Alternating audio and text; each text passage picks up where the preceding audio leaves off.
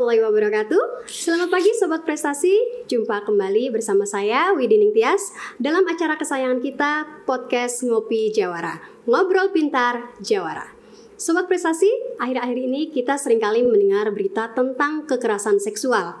Kekerasan seksual bisa terjadi tidak memandang usia dan tidak memandang jenis kelamin. Tapi bagi sebagian orang, kekerasan seksual masih dianggap sebagai hal yang tabu. Karena korban tindak pidana kekerasan seksual merasa malu dan takut untuk melapor. Karena dianggap sebagai aib bagi keluarga. Pemerintah telah mengeluarkan Undang-Undang Nomor 12 Tahun 2022 tentang tindak pidana kekerasan seksual. Apa urgensi dari Undang-Undang Tindak Pidana Kekerasan Seksual ini? Apa saja yang diatur di dalamnya dan apa sanksi yang bisa dikenakan untuk pelaku tindak pidana kekerasan seksual? Pada pagi hari ini kita akan ngobrol santai bersama penyuluh hukum Ibu Yayah. Selamat pagi Ibu Yayah. Pagi. Gimana kabarnya hari ini? Alhamdulillah baik. Assalamualaikum warahmatullahi wabarakatuh. Waalaikumsalam warahmatullahi wabarakatuh.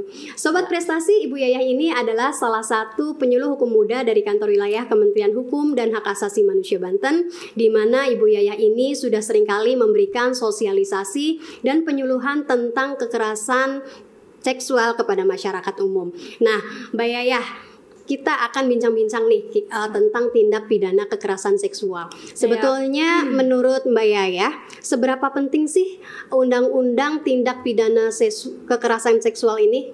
Sangat Gimana? penting. Sangat penting. Gimana sangat pentingnya untuk masyarakat? Ya baik. Kita sharing informasi aja barangkali ya di sini gitu. Kebetulan di beberapa bulan terakhir kemarin itu kita penyuluh hukum Kanwil Kementerian Hukum dan HAM Banten sudah melakukan sosialisasi ya kepada masyarakat. Itu ada di Kabupaten Tangerang atau sekitar Banten lah ya gitu. Dan kita melihat di beberapa media gitu ya, di televisi sering kasus-kasusnya sering muncul, bahkan dari tahun ke tahun ya. Kalau kita melihat datanya juga itu semakin meningkat. Nah, itu dari peningkatan jumlah kasusnya gitu. Kemudian juga yang lebih penting ini kan dampaknya yang sangat fatal, saya kira. Sangat fatal, dan ujung-ujungnya ada juga yang bisa menyebabkan kematian. Bahkan kita pernah nggak ngelihat di YouTube ya, seorang anak yang kemudian dia meninggal ketika telah sesaat sebelum itu dia diperlihatkan si pelaku ya di HP itu. Dan ini menjadi gunung es ya, sekiranya nanti kayak bom waktu aja gitu yang bakal meledak. Kemudian juga ini sangat merusak harkat dan martabat manusia itu sendiri gitu, si korban terutamanya gitu. Karenanya undang-undang ini juga saya kira ini sebagai bentuk perlindungan yang extraordinary gitu, yang luar biasa gitu, munculnya undang-undang TPKS ini gitu.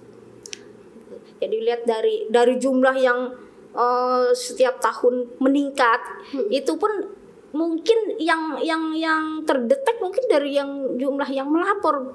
Nah, tetapi yang tidak melapor ini bahkan justru lebih banyak saya kira ya, karena itu tadi seperti yang diobrolkan dengan Mbak Widi tadi, bahwa seringkali si korban ini kan merasa malu gitu, tidak berani untuk mengungkapkan itu, akhirnya korban tidak melapor gitu. Jumlahnya mungkin lebih banyak dibandingnya daripada yang bisa jadi bisa jadi yang sudah melapor sekarang sekian, tapi Ya. yang tidak melapor lebih banyak dari itu, Iya, Bu ya. iya. Jadi sedemikian pentingnya undang-undang ini karena sudah menyebabkan dampak yang sangat merusak dan Iya. bahkan bisa menyebabkan kematian. Ya. Dan mungkin harapannya adanya undang-undang tindak pidana kekerasan seksual ini bisa memberikan jaminan keadilan bagi korban gitu ya Mbak Yayah ya. Iya. Kalau untuk undang-undang tindak pidana kekerasan seksual ini sendiri, di dalamnya apa saja sih yang diatur di Ya. dalam undang-undang itu Bu Yayah? Jadi tindak pidana kekerasan seksual yang ada dalam undang-undang ini ya, pertama kita apa sih tindak pidana kekerasan seksual gitu ya? Ya barangkali masyarakat juga masih banyak juga yang belum mengetahui, dan saya kira ini penting sekali untuk disosialisasikan. Nah, setiap tindakan yang merendahkan, kemudian juga menghina gitu, kemudian menyerang terhadap tubuh, hasrat seksual atau fungsi reproduksi yang bertentangan dengan kehendak seseorang. Ini ada unsur paksaan ya. Bertentangan dengan kehendak seorang, ini tidak dikehendaki oleh korban ya.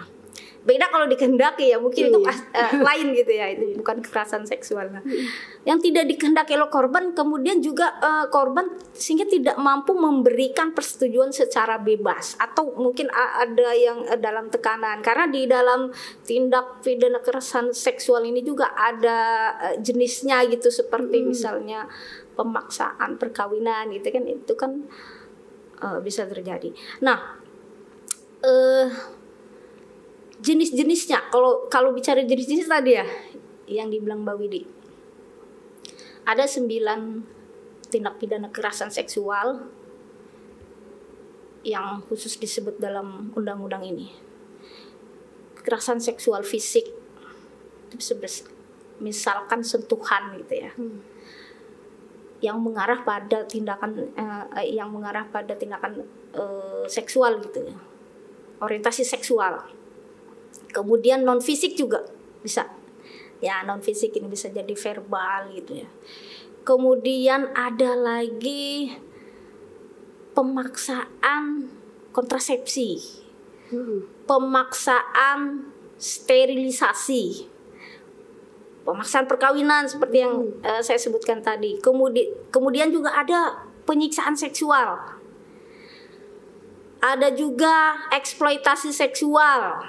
Nah, terus juga perbudakan seksual, dan ada lagi kekerasan seksual yang berbasis elektronik.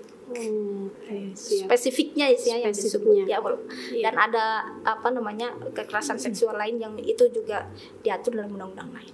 Baik, kalau misalkan tindak pidana kekerasan seksual dalam bentuk pelecehan secara fisik mungkin bisa kita lihat secara kasat mata, walaupun tidak kasat mata, tapi jelas begitu batasannya ya Bu, untuk memegang tubuh yang sensitif, bagian tubuh yang sensitif. Nah, kalau untuk pelecehan secara non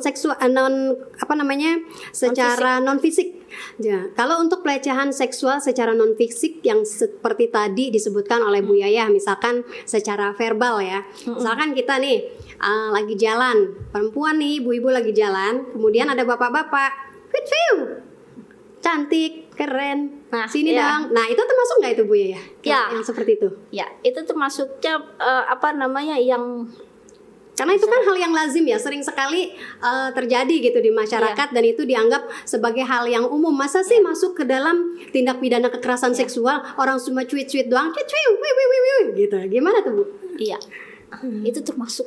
Kalau termasuk juga notifikasi ini, makanya berarti harus hati-hati nih sobat prestasi ya. Nah, ternyata sweet aja bisa merupakan tindak pidana gitu ya. Pokoknya seperti gini, komentar-komentar yang bernuansa seksual aja itu termasuk. Makanya hati-hati, karena kita mungkin iseng ya, karena di jalan gitu ya, ngelihat ya orang yang berjalan dengan berpakaian seksi gitu ya, iseng-iseng kita siulin, atau kita ngomong-ngomong yang bernada-nada bernuansa seksual gitu ya, itu bisa masuk dalam jenis ya kekerasan itu seksual. Yang termasuk di dalam tindak pidana seksualnya itu, apakah bisa terjadi begitu saja orang yang melihat bisa melaporkah, atau harus yang melapor adalah si korban yang merasa tidak berkenan untuk dilakukan pelecehan secara non fisik tadi? Untuk pelaporannya korban atau orang yang mengetahui, melihat, menyaksikan peristiwa kekerasan seksual. Berarti nggak cuma korbannya saja ya, orang yang melihat pun bisa untuk melaporkan. Iya, bisa. Seperti itu ya. Oke. Kalau misalkan Bu ya, Undang-Undang Tindak Pidana Kekerasan Seksual ini kan diharapkan bisa memberikan jaminan hukum gitu ya, keadilan bagi si korban. Kalau tadi kita sebutkan di awal bagaimana para korban tindak kekerasan seksual ini merasa malu, merasa takut untuk melaporkan. Sebetulnya dalam undang-undang ini ada nggak sih kemudahan untuk para korban ini untuk melaporkan peristiwa yang dialaminya sehingga dia merasa tidak ragu untuk melapor? Apakah persyaratannya supaya bisa untuk melaporkan kejadian tersebut yang dialaminya, dan tata caranya seperti apa Bu ya? Baik, kita ngobrolnya kayaknya berat banget sih. aduh masih karena undang-undang ini baru ya, undang-undang ini baru, saya kira perlu masyarakat lebih banyak tahu gitu supaya masyarakat itu aware gitu ya terhadap kejadian-kejadian seperti ini yang termasuk ke dalam kekerasan seksual.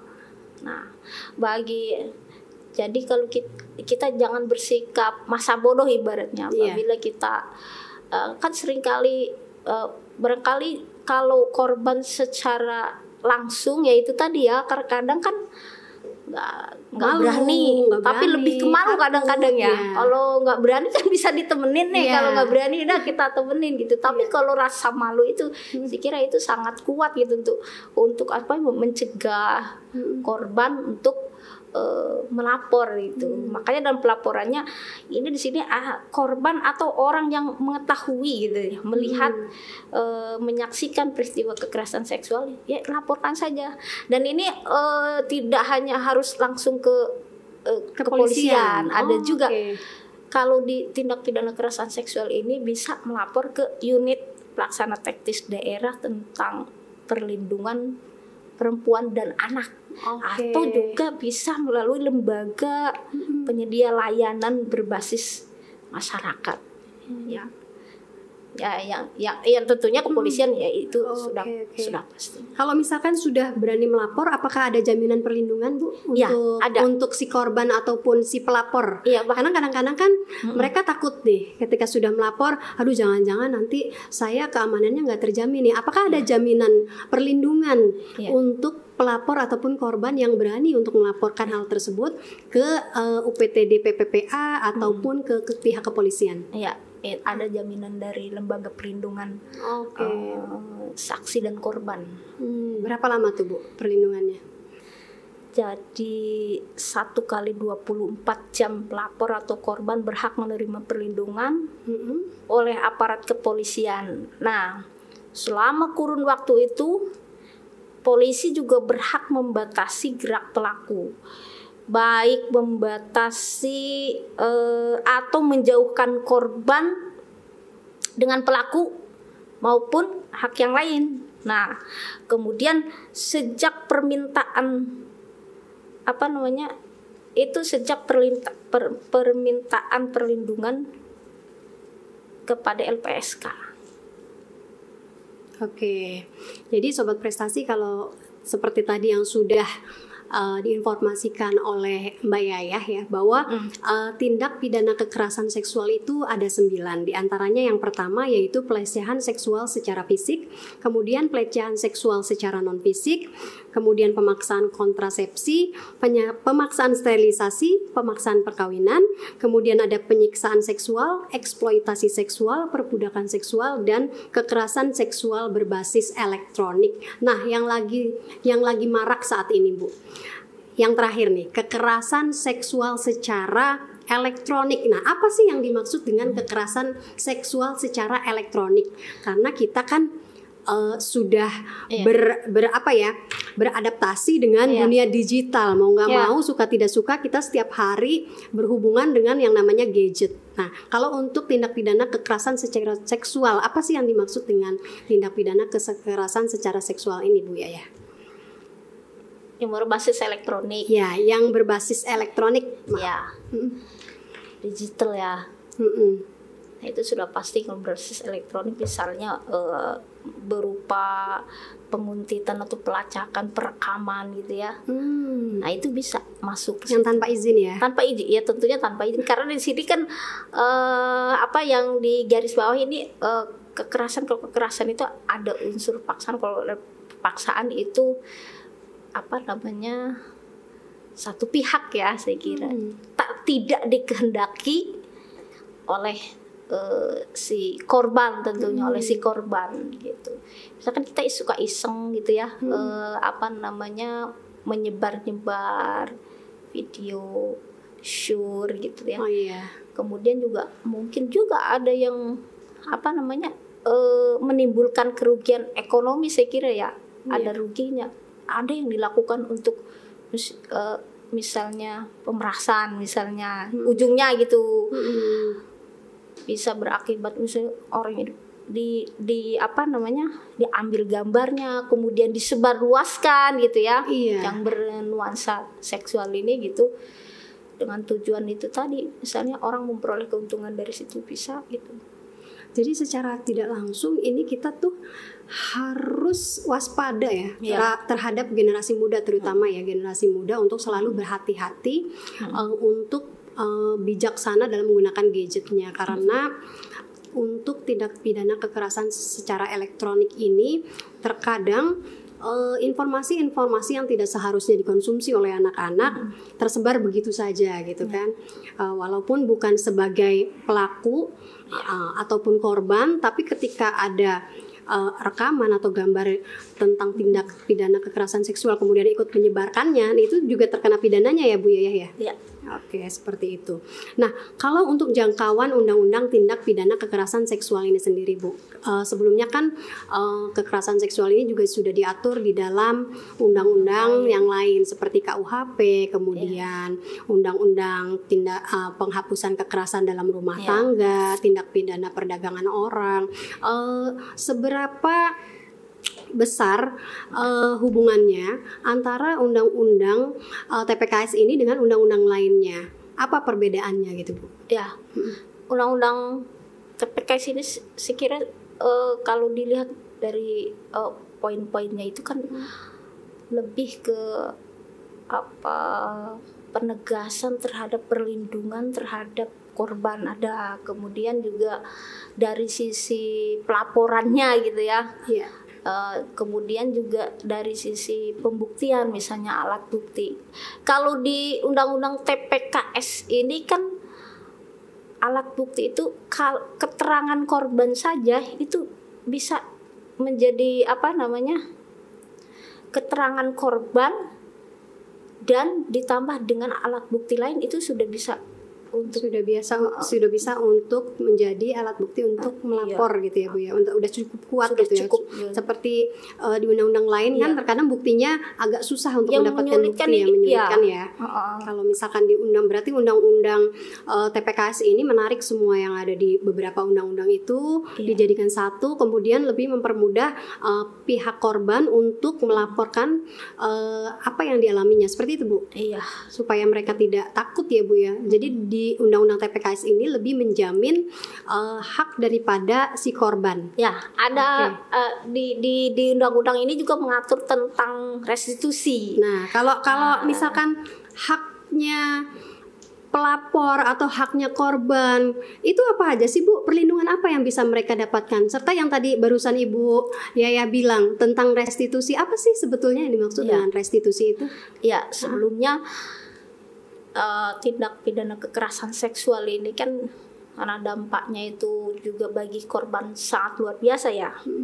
Pertama juga bisa menimbulkan misalnya dampak secara fisik, misalnya kalau orang yang mengalami kekerasan seksual itu kan bisa jadi pendarahan misalnya, pendarahan pada apa sih, vagina atau alat kelamin. Kemudian juga penyakit menular bisa jadi kan, penyakit menular. Nah, kemudian juga kehamilan yang tidak dikehendaki misalnya. Terus juga ujungnya bisa kematian. Nah, dampak ini nantinya si korban itu punya hak untuk direhabilitasi secara rehabilitasi medis ya, untuk dampak yang fisik gitu ya. Kemudian juga ada dampak sosial. Ada dampak sosial, misalnya korban-korban kekerasan seksual itu kan seringkali dikucilkan oleh masyarakat. Ya, dikucilkan oleh masyarakat. Tertimpa tangga ya, ya, saya kira begitu. Nah, ini kita berharap masyarakat untuk tidak lagi mengucilkan gitu ya korban. Justru itu kita harus merangkul mereka gitu. Mereka ini kan korban gitu, iya, gitu. Tapi sering kali dikucilkan. Maka dengan ini juga ada namanya rehabilitasi sosial, rehabilitasi mentalnya. Karena kan korban juga secara psikologis juga misalnya emosionalnya terganggu gitu kan. Suasana hatinya yang semakin hari semakin memburuk gitu. Kan seringkali korban kekerasan seksual itu dia menjadi pemurung misalnya gitu ya. Kemudian juga cenderung kepada perilaku-perilaku yang ya sekira negatif gitu ya. Kemudian juga secara kognitif juga kadang korban kekerasan seksual itu kan mereka itu kayak pikirannya kosong, trauma gitu. Psikis, psikologis ya, Bu. Ya, makanya si korban ini berhak mendapatkan pemulihan, kemudian juga rehabilitasi secara medis, kemudian rehabilitasi mental dan sosial. Diatur dalam itu. Jadi berhak mendapatkan penggantian itu ya, Bu ya, untuk direstitusinya itu. Nah, dan restitusi ganti kerugian. Apakah ada istilahnya perintah dari hakim dulu ya, untuk bisa mendapatkan restitusi atau seperti apa, Bu? Ya, itu atas putusan dari pengadilan ya, restitusi itu yang dibayarkan oleh korban, dibayarkan oleh pelaku gitu kepada korban. Okay. Dan jika pelaku misalnya tidak cukup nih untuk membayar ganti kerugian atas tindak pidana kejahatannya, itu bisa juga disita dari aset kekayaan. Oke. Ya, jadi kalau tadi kita sudah berbicara urgensi dari TPKS, kemudian apa saja sih yang termasuk tindak pidana kekerasan seksual, apa saja hak bagi korbannya. Sekarang saya ingin menanyakan apa sih sanksi yang bisa dijerat untuk pelaku tindak pidana kekerasan seksual itu sendiri? Apa saja sanksi yang bisa diterima? Ya. Bisa dipenjara. Minimal pidana penjara tuh berapa lama, Bu? Pidana penjara itu masing-masing hukumannya berbeda-beda ya. Berbeda-beda. Oke, jadi sanksinya itu selain pidana penjara bisa juga berupa denda, kurungan, atau ada yang lain, Bu? Pencabutan hak. Kalau terhadap misalnya anak ya, pencabutan hak pengampuan.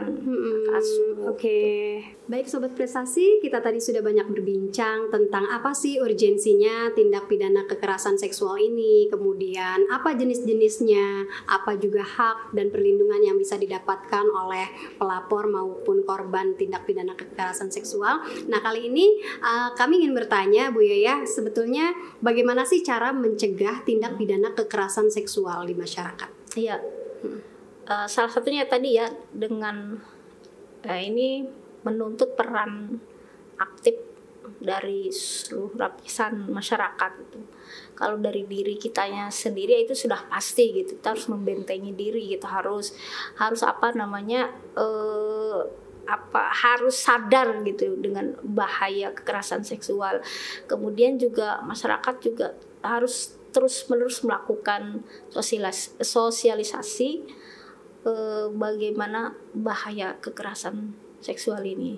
Kemudian juga ya dari peran pemuka agama gitu kan, untuk membentengi masyarakat ini dari perilaku-perilaku yang negatif, perilaku-perilaku yang mengarah kepada kekerasan seksual gitu. Baik, kalau tadi sudah kita tahu bersama bahwa untuk pencegahan tindak pidana kekerasan seksual ini perlu perhatian khusus dari berbagai lapisan masyarakat ya Bu Yayah ya.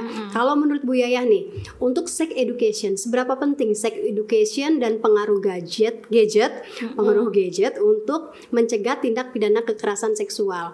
Mulai dari usia berapa nih sex education sebaiknya diberikan untuk mengetahui lebih lanjut supaya anak-anak kita itu bisa aware, bisa peduli dan bisa waspada terhadap tindak pidana kekerasan seksual ini. Gimana Bu ya?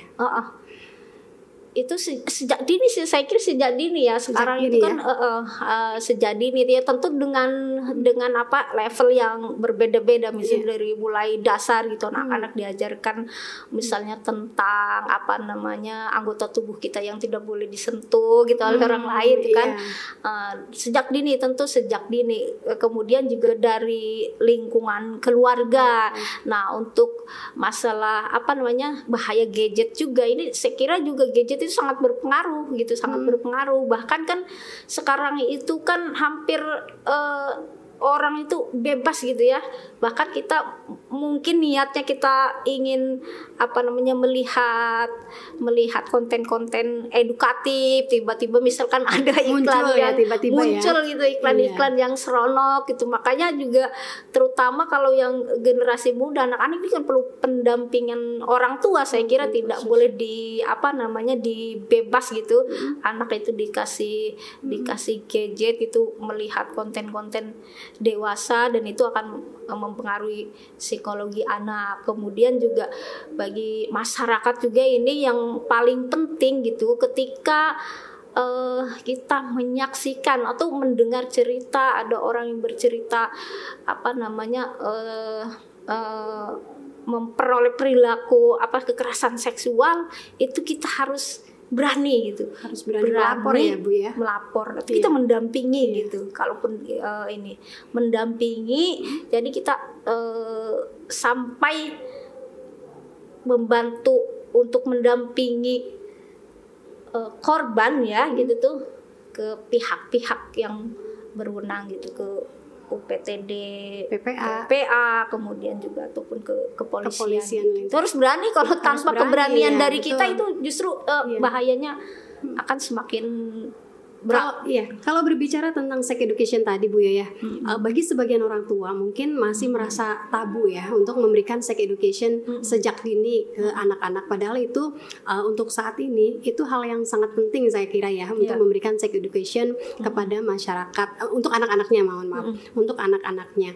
Apalagi dengan perkembangan teknologi sekarang, gadget setiap saat dipegang, banyak konten-konten dewasa yang kadang-kadang muncul tanpa kontrol begitu. Tentunya sex education ini menjadi salah satu alternatif yang bisa diberikan untuk mencegah tindak pidana kekerasan seksual. Bagaimana nanti anak-anak kita menjadi lebih peduli terhadap tubuhnya, melindungi tubuhnya, bagian tubuh mana yang tidak boleh dipegang oleh orang lain, seperti itu ya Bu.